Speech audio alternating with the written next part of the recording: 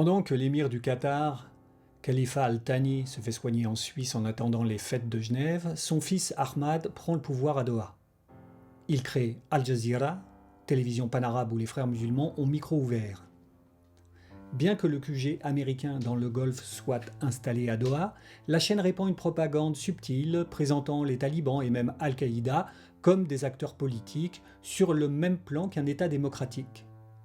Sans jamais critiquer le Qatar, l'Occident est présenté systématiquement sous un jour défavorable, accusé d'hypocrisie quand il soutient les dictatures arabes et d'ingérence quand il les condamne. Le cheikh lui-même joue un rôle ambigu, louvoyant entre occidentaux et mollahs iraniens, très présents au Qatar, qui fut plus de 1000 ans possession perse. Journaliste vedette, le druze syrien Faisal Al-Qassem, sous prétexte de débats contradictoires, dénonce en boucle le complot américano-sioniste aux grandes dames des Saoudiens.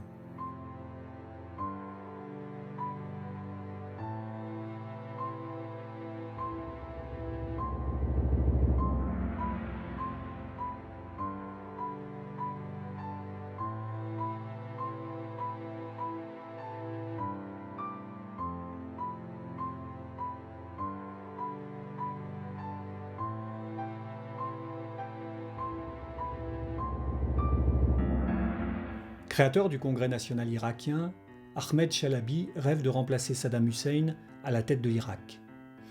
Il ne représente guère qu'une poignée d'immigrés, mais il a ses entrées au Pentagone. Paul Wolfowitz.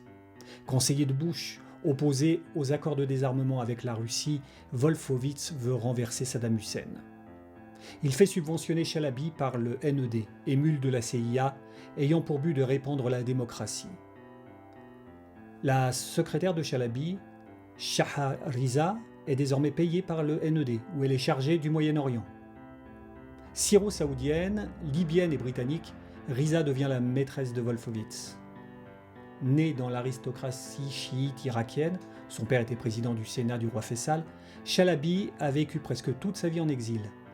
Banquier, il a été condamné par contumace à 22 ans de prison en Jordanie pour avoir vidé les comptes de sa propre banque, transférant en Suisse près de 300 millions de dollars. Un schéma utilisé jadis par Genoux et Kider pour se forger un trésor de guerre sur le dos du FLN. Se lancer en politique coûte cher. Avec Wolfowitz, Chalabi a trouvé un levier qui fera bouger les États-Unis. Il fournit même le prétexte au président Bush. Les armes de destruction massive que possède encore Saddam Hussein selon ses espions en Irak.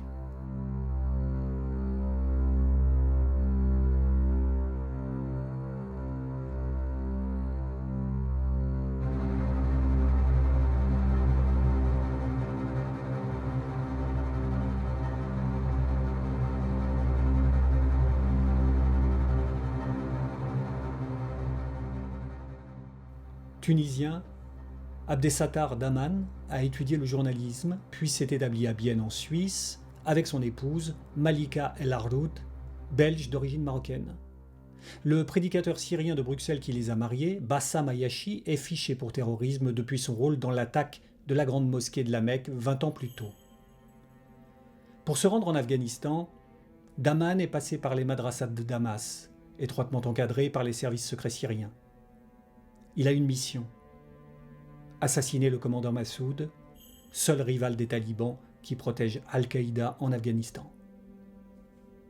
L'explosif est dissimulé dans sa caméra et Daman, alias Abu Beida, meurt avec le lion du Panjshir.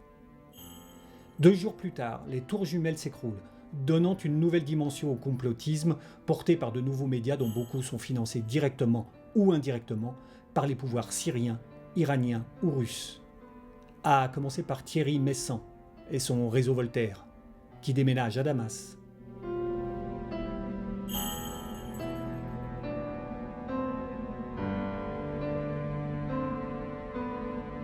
Dix jours après New York, l'explosion d'une usine chimique fait 31 morts et 2500 blessés dans la ville rose.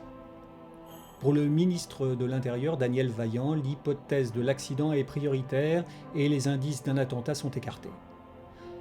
Pourtant, l'émir blanc de Toulouse, Olivier Corel, de son vrai nom Abdel-Ilat Al-Dandachi, ancien étudiant en pharmacie, donc chimiste, a travaillé dans l'usine quelque temps auparavant.